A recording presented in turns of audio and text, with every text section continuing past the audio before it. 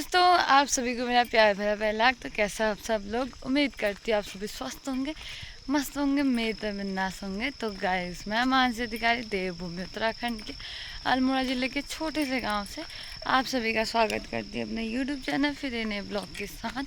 तो गाइस, अभी के ब्लॉग की स्टार्टिंग मेरे सुबह सुबह हो रही है स्कूल को जाते टाइम। तो गाइस, अभी मौसम आप देख ही सकते हैं, पीछे से इतनी तेज़ धूप दिख रही है। अभी फिलहाल के लिए धूप तो अच्छी लग रही है। और गाइस, जैसा कि मौसम विभाग आजकल जानकारी दे रहा है कि धूप आएगी या बारिश आएगी, वैसे ही हो रहा है। कल मेरे उसमें मैसेज मतलब मौसम विभाग की जानकारी आई थी कि तापमान बढ़ेगा, गर्मी होगी और धूप आएगी करके, वैसे हो रहा है, धूप आ गई है। और अभी फिलहाल के लिए जाते हैं फिर स्कूल को गाइस। तो मिलते हैं आपको सीधे बाद में ही, तब तक के लिए बाय बाय। मैं पहले आपको मौसम दिखाती हूँ। मौसम में देखो, इतनी चटक धूप आ रखी है,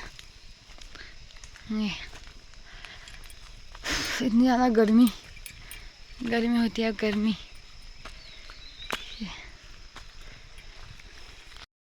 गाइस, अभी हम जा रहे हैं सप्ताह में, और मैं और तो जा रहे हैं। बाकी ताई जी भी आने वाली थी, लेकिन वो गाइस थोड़ा जल्दी तैयार होकर रोड में चले गए, और रोड में उनको जाते ही गाड़ी मिल गई। उनकी किस्मत अच्छी है, उनको गाड़ी मिल गई। हम यहाँ धूप में वो कर रहे हैं भाई, जा रहे हैं। अभी फिलहाल हम 2 ही लोग हैं। अभी क्या पता कोई आगे से मिल जाए या कोई गाड़ी आ जाए, तो चलते हैं फिर। जितना तक जाया जाता है उतना जाते हैं, फिर उसके बाद मिलते हैं गाइस। चलो सभी टाइम हो गया आपके 2:02 होने वाले हैं गाइस। 2 क्या बताऊँ, 2:30 बज गए हैं, और हमारी हालत हो चुकी है, पसते हैं। ये देखो, ऐसे जो जाना पड़ रहा है हमें गाइस। इतनी तेज धूप लग रही है, और आज ही हमें गाड़ी नहीं मिली। और दिन तो थोड़ी छाँव होती थी ना, गाड़ी मिले गाइस, तो रुके ही नहीं हमको। तभी हम चलते हैं,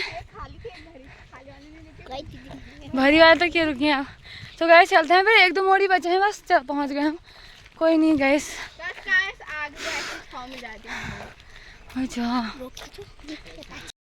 अभी हम पहुंच गए हैं, फाइनली हम पहुंच गए हैं। इतनी धूप में हो गए हम यार, थक गए हैं हम। तो चलते हैं गाइस। गाइस ये देखो, हम पहुंच गए, वहाँ कथा स्टार्ट हो चुकी है।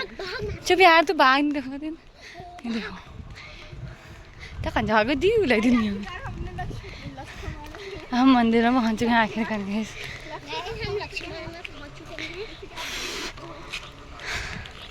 मेरा मुंह देखो, पसीने से लथपथ हो चुका है।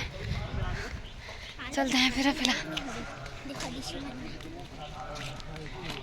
इसलिए मेरा है भक्ति के, भक्ति स्वतंत्र है, यानी कि भक्ति कोई भी पा सकता है। उसके लिए ब्राह्मण होना ही जरूरी नहीं, क्षत्रिय होना ही जरूरी नहीं, वैश्य होना ही जरूरी नहीं। भगवान ने कहा है, सबरी से राम जी ने, भक्ति कोई भी कर सकता है, और जो भक्त होता है उससे मेरा एक ही नाता होता है, और वो भक्ति का नाता होता है। भगवान इसीलिए कहते हैं, हरि को भजे सो हरि का होई, जाति पाति पूछी नहीं कोई। भगवान कहते, मैं भक्त की जाति नहीं पूछता, तो किस जाति क्या है। अगर भगवान जाति पूछने लग जाए ना, तो बड़ी बड़ी जाति वालों के तो क्योंकि भगवान किसको मिलते हैं बताओ? विदुर जैसे को मिलते हैं, जिसने दासी के घर में जन्म लिया है। का जातिर विदुरस्य यादव पते, किसी पंडित जी को तो नहीं मिले। राम जी जब वन गमन किए तो सबसे पहले गुहराज को अपना मित्र बनाया था, तो हम रोजी जाते। लेकिन भगवान कैसे चाह रहे हैं मेरे सामने आ? लाखों में, करोड़ों में कोई एक जीवात्मा ऐसा भाग्यशाली होता है जो भगवान के सामने पहुंचता है। मीरा की तरह, सूर्य की तरह, कबीर की तरह, तुलसीदास की तरह, जिसके सारे पापों को भगवान नष्ट कर देते हैं और उस जीव को भगवान अपना बना देते हैं। सुनहु माते लोग अभागे, हरि तज होई विषय अनुरागे। सन्मुख होई जीव जब मोही, जन्म कोट के अधना सहित मोहि जीव जब मोहि जन्म कोटि अधना सहित महि सन्मुख होहि जीव जब मोहि जन्म कोटि अधना सहित महि जीव जब मोहि जन्म कोटि अधना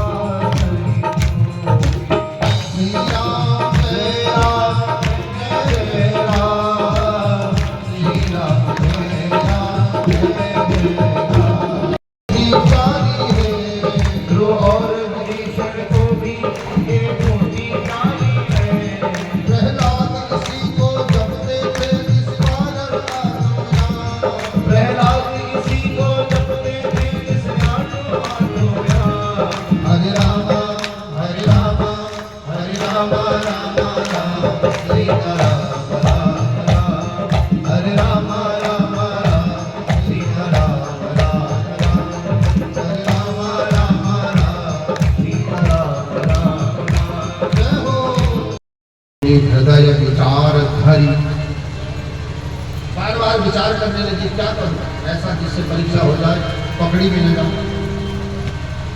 तो सती मैया को ने ध्यान लगाया क्योंकि वो तो आदि शक्ति है उसका अंश है। तो याद आया अरे उसकी तो पत्नी खोई है तो पत्नी की जैसी अपनी को बना लेती हूँ मुझे देख करके अपनी पत्नी समझ के पकड़ लेगा तो पता लग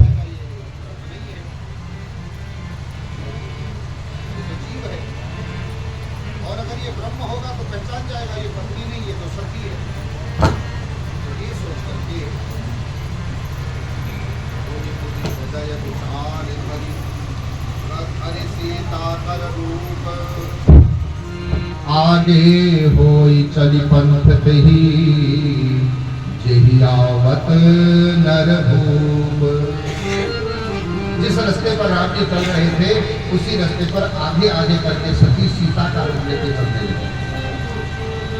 अच्छा देखो तो लक्ष्मण ने पहले देखा राम जी ने नहीं देखा तो लक्ष्मण जी ने सोचा हाय राम ये सती मैया को क्या हो गया कि भाभी का रूप लेंगे पगला लेंगे। लक्ष्मण तक पहचान लिया प्रभु। फिर लक्ष्मण ने सोचा चलो होगा कोई नाटक में ऐसा सीन तो मुझे मालूम नहीं होगा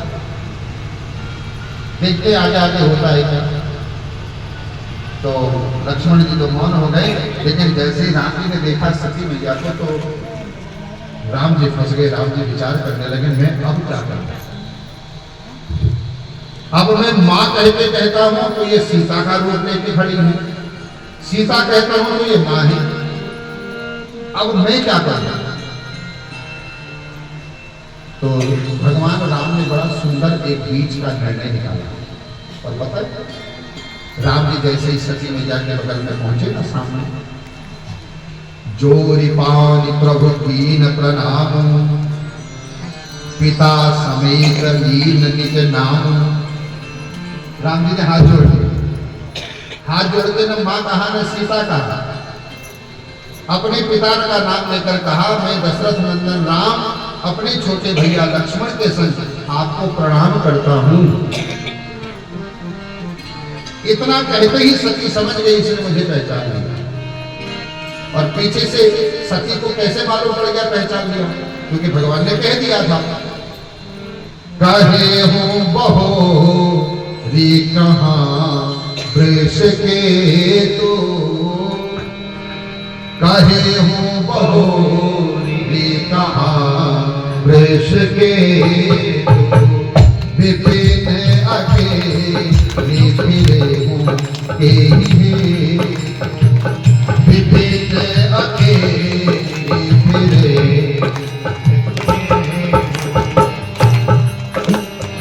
बैल के ऊपर बैठने वाले बाबा कहाँ हैं? जंगल में अकेली क्यों घूम रही हो? मैंने अपनी सीता को थोड़ी देर के लिए अकेला छोड़ा तो कोई उठाकर ले गया, कोई आत्मा भी हरण कर ले जाएगा, फिर क्या करोगी? अब तो सती ने जैसे ये सब सुना तो सती समझ गई पकड़ी गई चोरी। तो सती तुरंत वहीं पर बैठ गई और अपने घुटनों के अंदर सर रख करके ऊपर से हाथ रख लिए, जैसे हम लोग भी बैठते हैं ना, कई बार चोरी पकड़े जाए।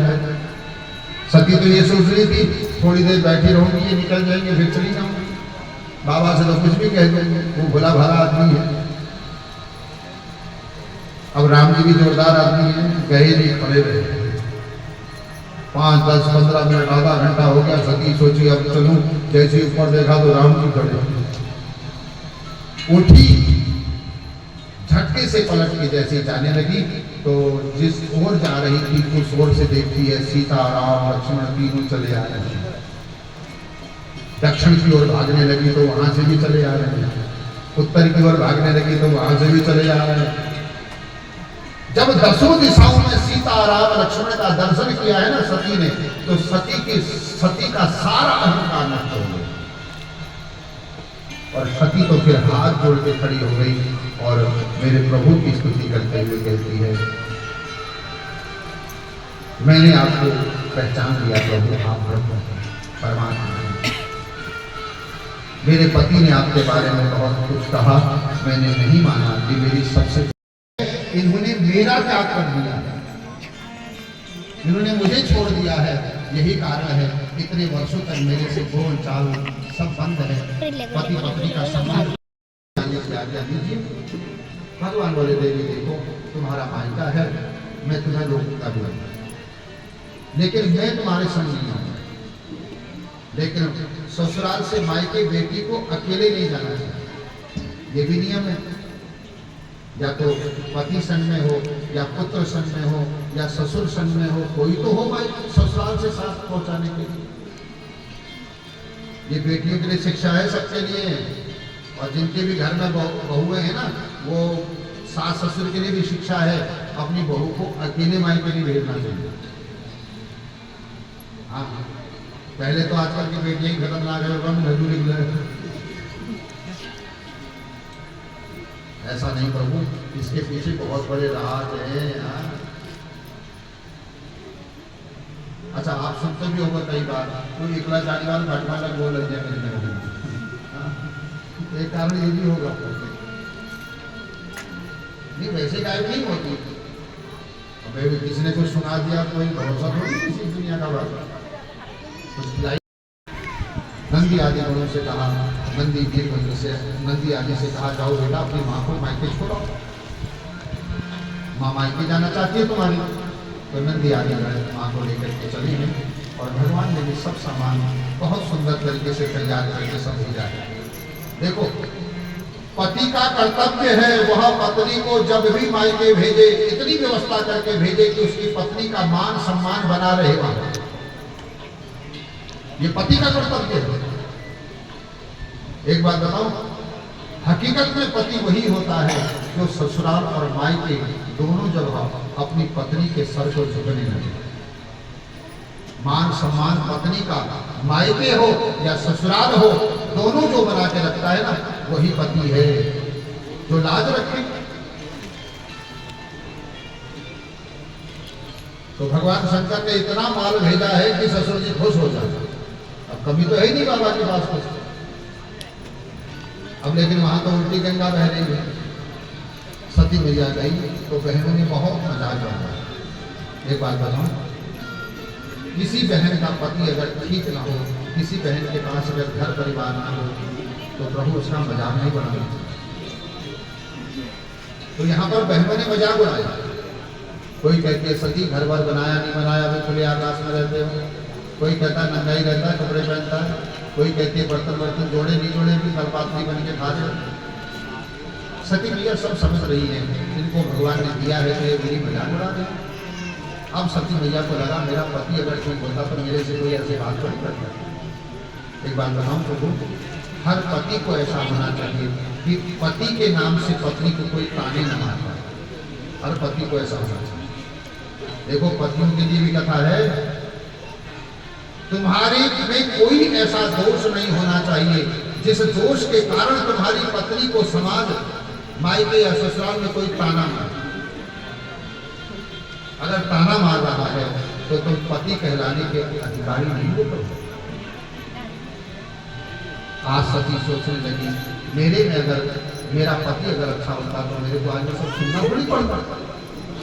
मेरे पति ने अगर मकान बना लिया होता, बर्तन जोड़ लिए होते, हमारे पास अच्छे कपड़े पहनने को होते, तो मेरे से कोई क्यों कहता है? इसका मतलब है विवाह के बाद पति का पहला कर्तव्य है वो घर बनाना, दूसरा कर्तव्य है घर में सामग्री जोड़े, संसाधन जोड़े। ये जो बर्तन इत्यादि जो भी चीजें होती है, यही तो चीजें गृहस्थी में। तुम्हारे पास सोना है नहीं है ये कोई नहीं देखता, लेकिन घर है नहीं है ये सब देखती है। अपनी कमाई से कुछ पैसा बचाते बचाते पत्नी को एक मकान 2 कमरे का छोटा ही हो लेकिन अपना होगा, ये देने की जिम्मेदारी पति की है। घर में बर्तन जोड़े हों, 4 लोग आ जाए तो हम 4 लोगों को आज अपने पति को भी पोष रही है सती और कह रही है मेरा पति जो अच्छा होता तो मुझे ये सब सुनना थोड़ी पड़ता। बहनों को कोई जवाब नहीं दिया। सती मैया सीधी अपनी माँ के पास गई। माँ ने अब जैसे ही सती को देखा गले लगाया। सच कहूं माँ हजारों से लड़ लेती है लेकिन बेटी को नहीं छोड़ती। माँ प्रसूति इस बात को नहीं मानती, बोली मेरी बेटी आई है, दौड़ करके गई, अपनी बेटी सती को गले लगाया, खूब गले लग के रोई है। और पता क्या कहती है?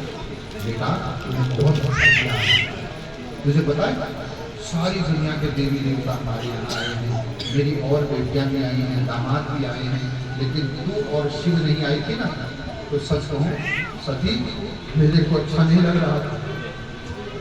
मैं तो रो भी नहीं सकती किसी के साथ, लेकिन मैं अंदर ही अंदर बहुत दुखी थी, रो रही थी तेरे लिए और शिव के लिए। बेटा तूने बहुत अच्छा किया, तू आ गई, बहुत अच्छा किया तुझे आ गई। तेरे पिताजी तो कितने जिद्दी है तुझे पता ही है ना। मैंने तेरे पिताजी को बहुत समझाया, खूब समझाया कि ऐसा ना करो, सबको बुला रहे हो, सती और शिव को भी बुला लो, लेकिन तुझे तो पता ही है ना बेटा, तेरे पिताजी मेरी सुनते ना, मेरी जो सुनने वाले होते तो आज घर की ये हालत थोड़ी होती। एक बात बताऊं प्रभु, पत्नी अगर समझदार है तो पति को समझना चाहिए और सुनना चाहिए, नहीं तो घर बर्बाद हो जाता है, घर टूट जाता है सब। आज प्रसूति मैया सती के गले लगकर खूब रोई और कहा तेरे पिता जिद्दी हैं, कहाँ सुनते हैं मेरी, कहाँ मानते हैं मेरा कुछ कह दो। लाख समझाने पर भी तेरे पिता ने तुझे निमंत्रण नहीं दिया, बेटी तुझे नहीं बुलाया, मुझे माफ कर देना बेटी, मैं कुछ नहीं कर सकती। अब सती मैया रोई। सती मैया को पहली बार पता लगा, एहसास हुआ कि किसी का पिता ऐसा भी कर सकता है। जैसे ही पता लगा मेरे पिता ने मुझे जानबूझ कर नहीं बुलाया। आज सती मैया खूब रोई है प्रसूति मैया के गले लगकर और कहती है जब आपने ससुराल में मायके में छोड़ दिया तो अब किसको ना कहूं। माँ से कुछ नहीं बोल पाई, क्या कहूं माँ से, माँ की चलती कहां। तुरंत कहा मामा मुझे तुझसे कोई शिकायत नहीं, लेकिन मैं एक बार अपने पिताजी से जाकर पूछूं। भरे समाज में जब सती को दान दिया ना प्रभु, सती तो जमीन में बैठ गई, सोचने लगी धरती फटे तो मैं भी अंदर समा जाऊं। ससुराल में पति ने छोड़ दिया, वो मेरे से बात नहीं करता, संबंध नहीं रखता, और मायके में पिता ने छोड़ दिया। अब सती मनी मन में सोचने लगी मैं जाऊंगा, अब मेरे पास एक ही रास्ता बचा है, मैं आत्महत्या कर लूंगा, क्योंकि मैं उनमें की बेटी नहीं हूं जो गलत राह पर चल गई। मेरे पास एक ही रास्ता बचा है, मैं अपनी जीवन लीला समाप्त करूं, क्योंकि इनसे कुछ कह नहीं सकती, पिता है। देखो ये मर्यादा है, पिता कुछ भी कह दे, लेकिन बेटी को अधिकार नहीं है वो उल्टा मुंह पिता को जवाब दे। सती ने कोई जवाब नहीं दिया, बस इतना ही कहा पिताजी आपने इस शरीर को जन्म दिया है, आप इस शरीर के पिता हो, इसलिए मैं अब इस शरीर को नहीं रखूंगी, क्योंकि मेरा शिव जब कहेगा दाक्षायणी तो मुझे उस समय शर्म आएगी तुम्हारा नाम सुनकर। जो शिव का विरोधी हो वो मेरा प्यारा नहीं हो सकता। शिव 2 अक्षर का नाम है जो समाज में कल्याण करने वाला नाम है। अगर शिव ही नहीं है तो फिर मैं क्या करूं? तो ही आश्रय से जिंदा रहती है प्रभु। या तो पति प्रेम करने वाला मिल जाए या मायके में पिता प्रेम करने वाला मिल जाए। अगर पिता प्रेम करने वाला हो तब भी बेटियां जी लेती हैं पिता के सहारे। पिता का बड़ा सहारा होता है बेटी। अगर भरोसा न हो ना, जिन बेटियों को मिलता है उनसे पूछिएगा पिता का कितना बड़ा सहारा होता है। इसलिए पिता को कभी भी अपने बेटी को त्याग नहीं करना चाहिए, छोड़ना नहीं चाहिए। जितना हो सके बेटी का साथ दीजिए, और साथ दोगे तो बेटी दुनिया से मिल मिलती है पिता के साथ। यहाँ पिता ने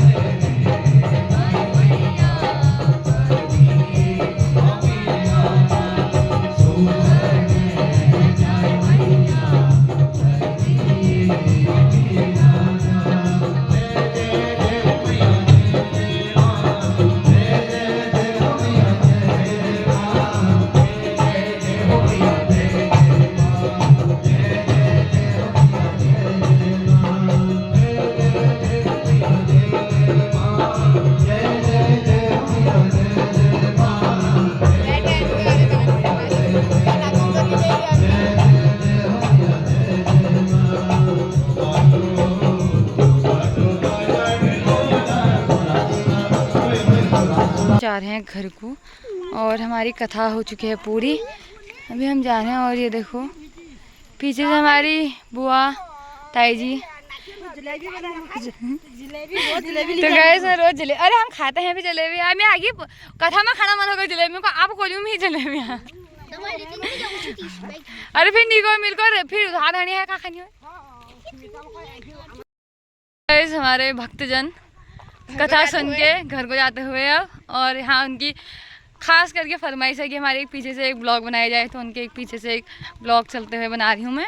तो गाइस ये देख सकते हैं अब, ये खास करके हमारी ताई जी यानी बीना ताई जी की फरमाइश है पीछे से ब्लॉग बनाया जाए, तो ये बनाती हूँ। पीछे को देख ही नहीं रहे हैं, वो खाली चलते हुए बनाना है ना वो। गाइस ऐसे तो हमें भी ना आता।